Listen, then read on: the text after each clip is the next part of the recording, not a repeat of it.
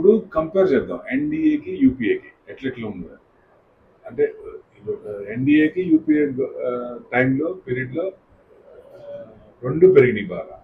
And last 10 yearsలో higher GDP, lower inflation, lower unemployment, lower trade deficit, higher FDI amounts బాగా వచ్చినాయి. అది UPA అయితే ఎఫ్పిఐ అమౌంట్ ఇన్ఫ్లోస్ ఎక్కువ వచ్చినాయి. ఇది ఎన్డీఏ రీజన్ అంటే దీనికంటే యూపీఏలో ఎఫ్పిఐ అమౌంట్ వచ్చింది, అక్కడేమో ఎఫ్డిఐ అమౌంట్ వచ్చింది.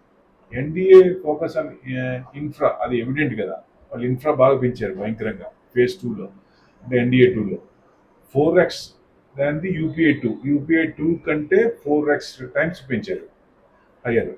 సో అండర్ ఎన్డీఏ అంటే ఎక్స్పెన్సెస్, ఫుడ్, ఫెర్టిలైజర్స్, ఆ సబ్సిడీ ఏమో బాగా పెంచారు.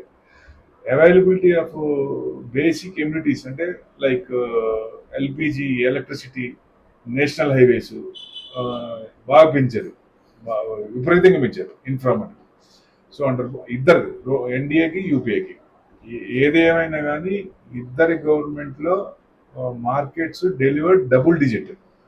సో ఇన్వెస్టర్ కమ్యూనిటీ అనే వాళ్ళకి ఎవరు వచ్చినా ఒకటే, బట్ ఫుల్ మెజారిటీ రావాలి, హంగొద్దు, ఇది ఒకటే పాట. ఫుల్ మెజారిటీ వస్తే ఏ గవర్నమెంట్ వచ్చినా డబుల్ డిజిట్ వచ్చే ఛాన్స్ ఉంటుంది. Thank you.